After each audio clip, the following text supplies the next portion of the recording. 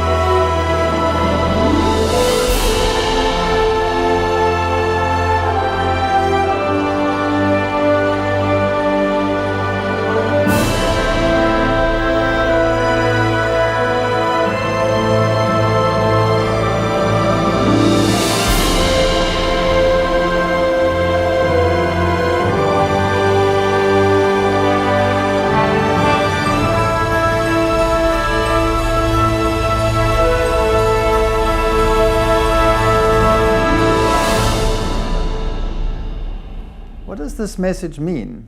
The hour of His judgment has come. We are living in a time of turmoil on this planet, wars, rumors of wars, natural disasters, riots, anger. Is this message relevant for our time? How does it fit into the present day situation? Let's talk about it.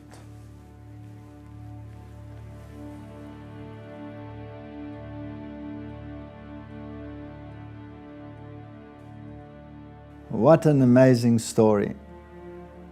When John sat on that island of Patmos and he looked over that rugged terrain, and we are here in a similar area with rugged terrain.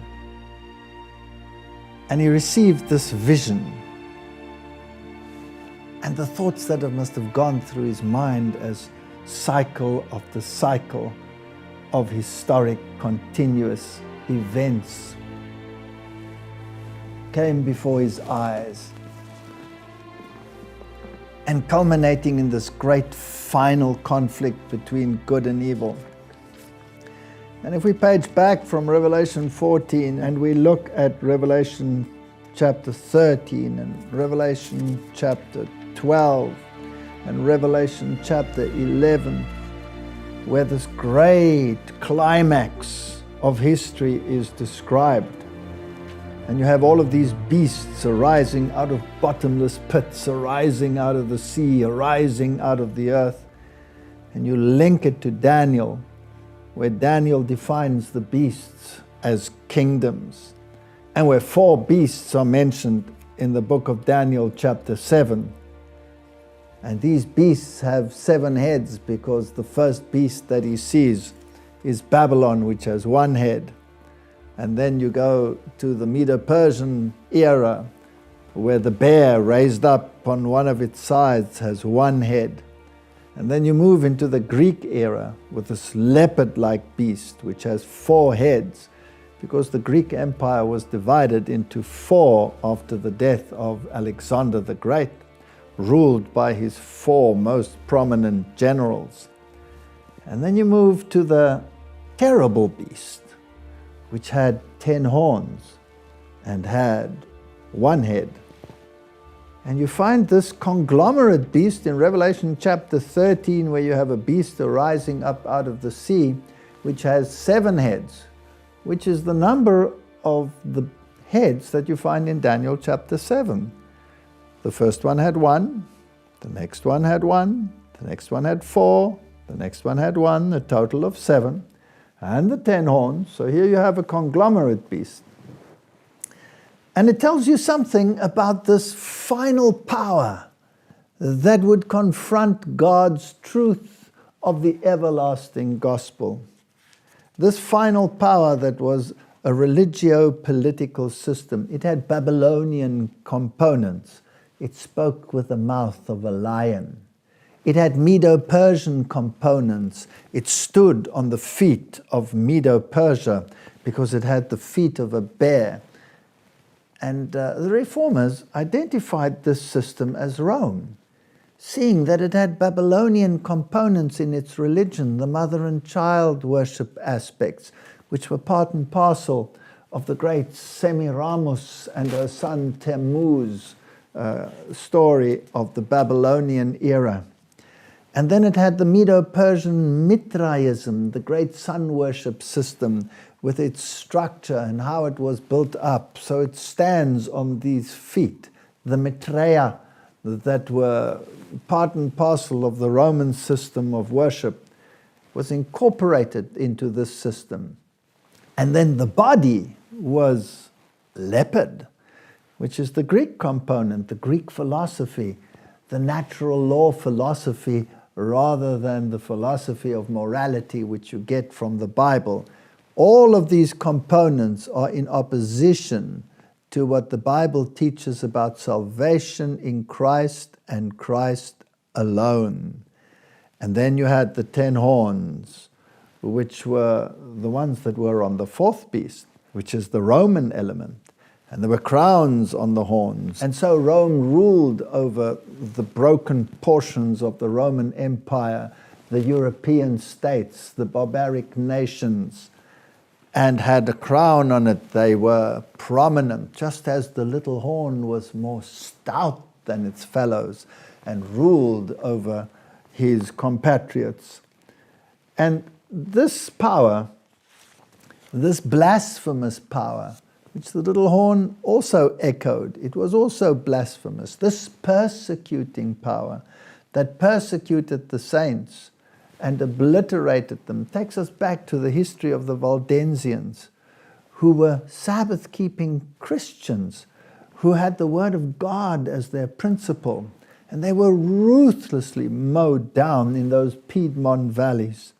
And the Albigensians, and the destruction later of the Reformed movement, where you had the Huguenots obliterated in France, or the Dutch escaping in droves and going to southern Africa to colonize that region, or those Christians that left the European environment and went to the far reaches of the New World, to the United States, to America, to North America, to Australia, to New Zealand.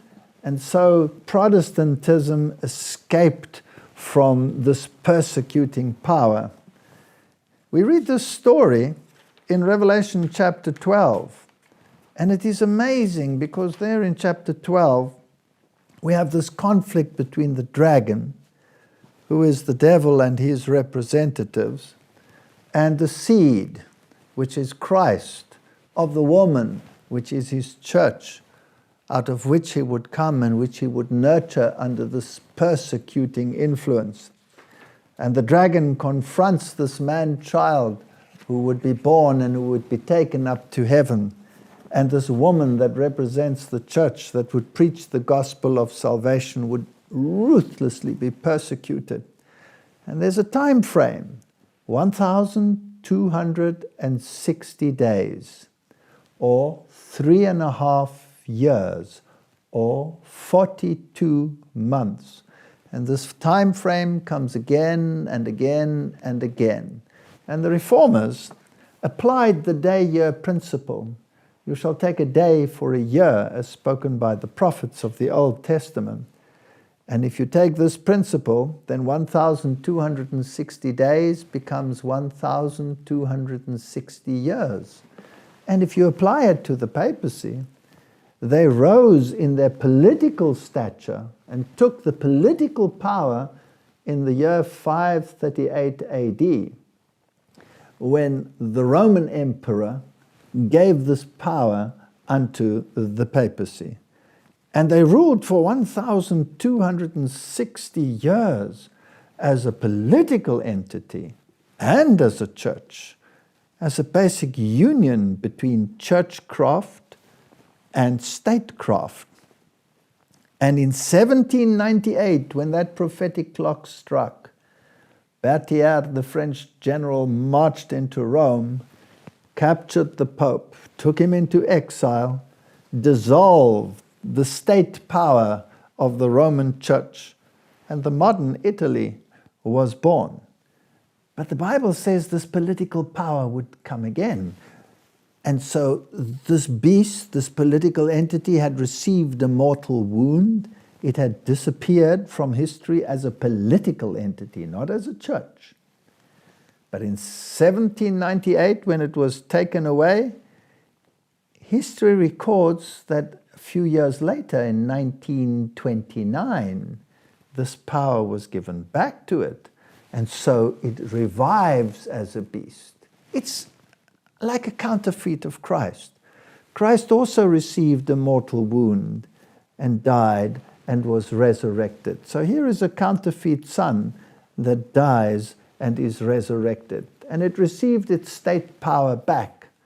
And then the world is told that the whole world would wander with an O after the beast. In other words, attain to its mindset. And that mindset was one that has existed since the inception of sin. It is the mindset of Cain. I will bring my own works to satisfy the demands upon my salvation.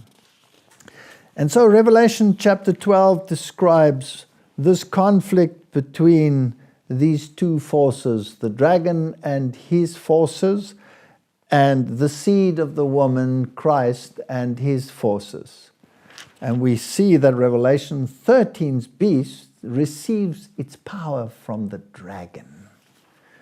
And so this war that is described in Revelation chapter 12 eventually fades after the 1,260 years. But God's gospel is an everlasting gospel. It cannot fade. And so it has to be revived. And at a particular time in history, at the end of the 1,260-year period, a new movement begins to restore that which has been destroyed by this conflict. And we read in Revelation chapter 12, verse 17, "And the dragon was wroth with the woman." That's God's church. "And he went to make war with the remnant of her seed," that which remains after the 1,260 year of persecution. And then it identifies a feature of these people, which keep the commandments of God and have the testimony of Jesus Christ. The testimony later is identified as the gift of prophecy. Fascinating introduction. Now, what message would this final woman bring?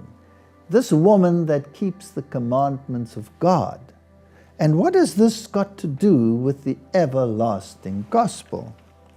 So if we turn back to this final message of Revelation chapter 14, where it states, "And I saw another angel fly in the midst of heaven, having the everlasting gospel to preach unto them that dwell on the earth, and to every nation and kindred and tongue and people. So here we have a universal message. It's not an isolated message. It's not just a message for Christianity. It is a message for humanity. What does that mean, this everlasting gospel? As we have explained already, the everlasting gospel is salvation in Christ by faith alone. That is the everlasting gospel. But it also involves the issue of the atonement, this beautiful word coined by William Tyndale, atonement, at one mint, to be restored in the relationship with God, to be one again with God. You see, the Reformers realized that the atonement that took place was the price that was paid for sin. And the wages of sin, the Bible tells us, is death. In other words, the penalty for the transgression of God's principles which govern His universe is death, or else you would have perpetuation of eternal conflict. And so that penalty is demanded by justice. How could this God of justice at the same time be a God of grace and forgiveness? Well, God didn't take the sin issue lightly. He was prepared to bear the consequences Himself. And so Christ, taking the form of humanity, becoming a human being, took the place that Adam had vacated. He became the second Adam.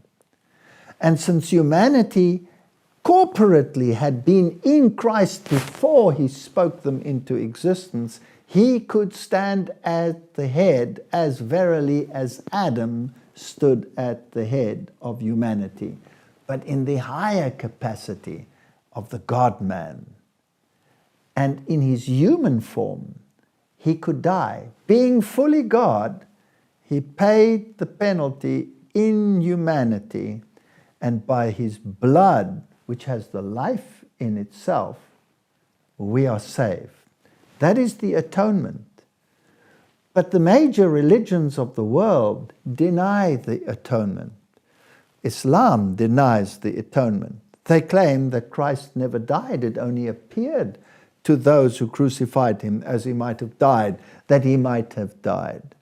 But they claim He did not die, and that this gospel of the atonement, saved by the blood of the Lamb, is not relevant, because God could deal with us just as He dealt with anyone else. We are exalted enough to be able to work and to perform that which God requires.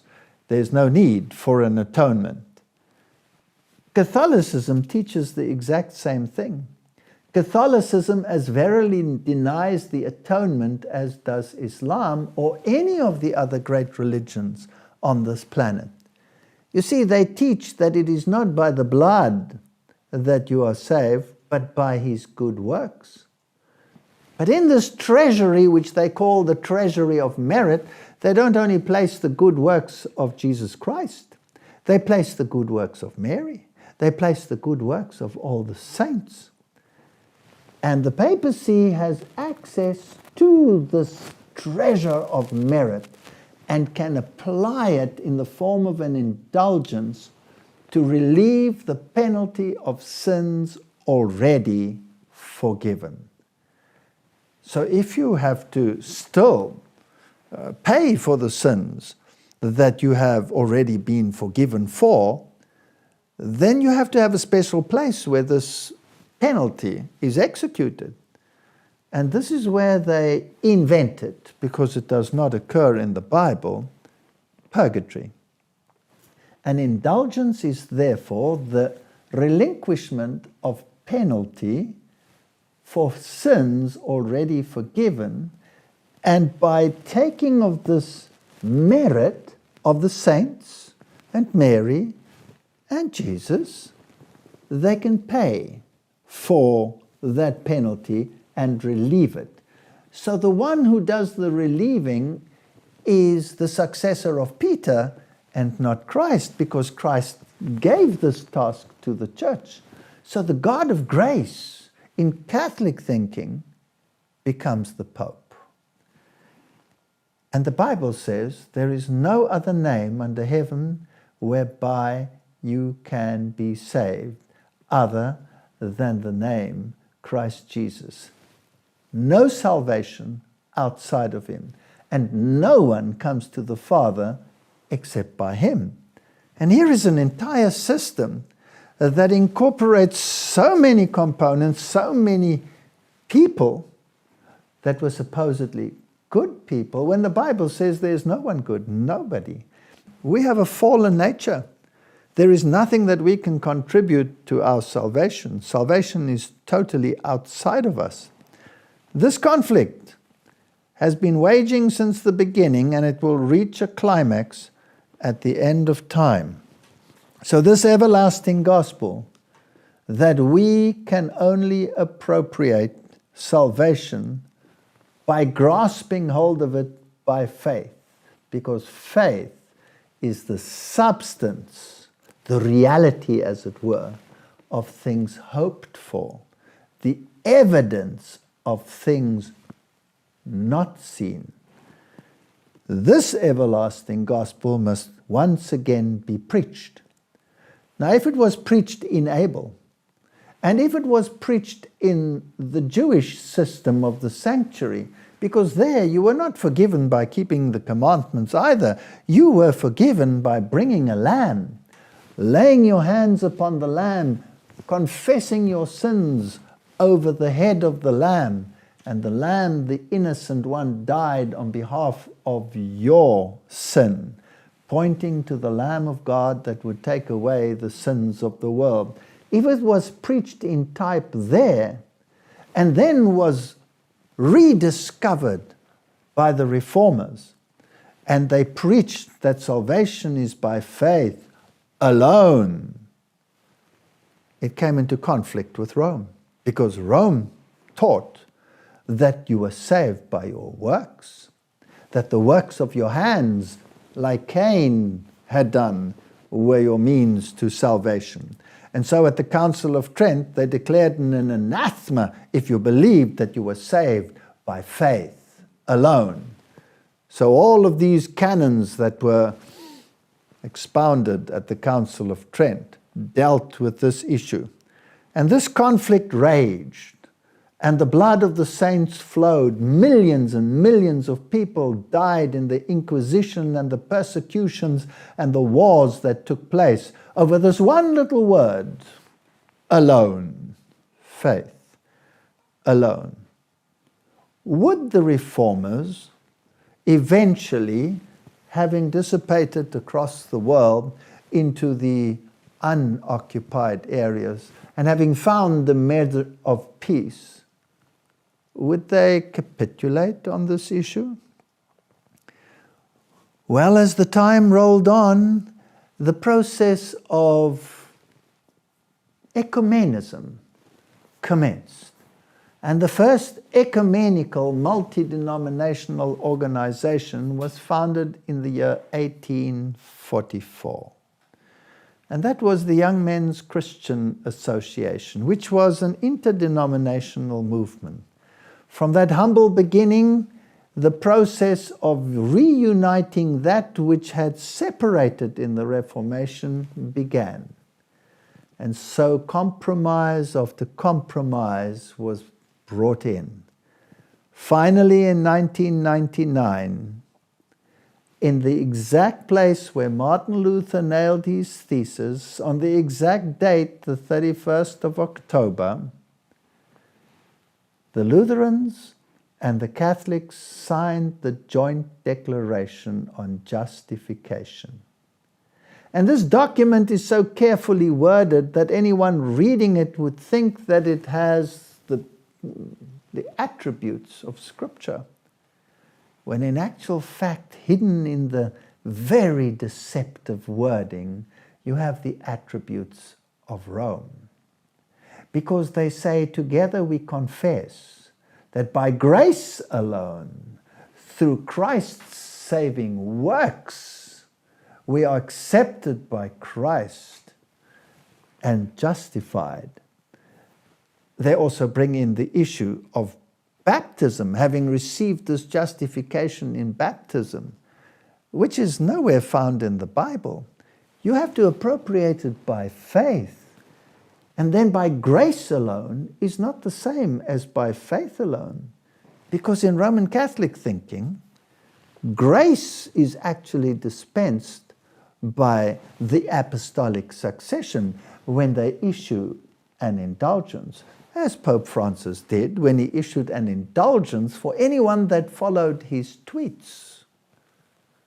Is it so that only those who have a cell phone in these days can receive this grace of the relinquishment of punishment due to them for sins already forgiven? So the issue of indulgences hasn't changed. It seems as if Protestantism has accepted the spurious definition of justification. And then it also says that you are saved by his saving works. It doesn't say by the blood of the Lamb, which is the essence of the atonement. The Bible, after all, says that without the shedding of blood, there is no forgiveness of sins. This brings to the fore the issue of law and grace. Why did Christ have to die? Why could he not just by good works atone for the evil that happened in the world? You see, the law of God is the standard of righteousness. It is the standard and the principle of his government. And that law is eternal. All the reformers agreed that the law stands as an eternal bastion against sin. Martin Luther proclaimed that. Wesley proclaimed it. All the reformers were in unison on that issue. The law stands. And if the law stands, then the penalty for transgression must also stand. Therein lies the justice of God. How could he be a God of grace and a God of justice at the same time? The only way he could do it is by standing at the head of humanity, God becoming man and paying the penalty on behalf of fallen man. Here, this God-man in whom humanity was corporately present, corporately died for all of humanity to pay the penalty for sin.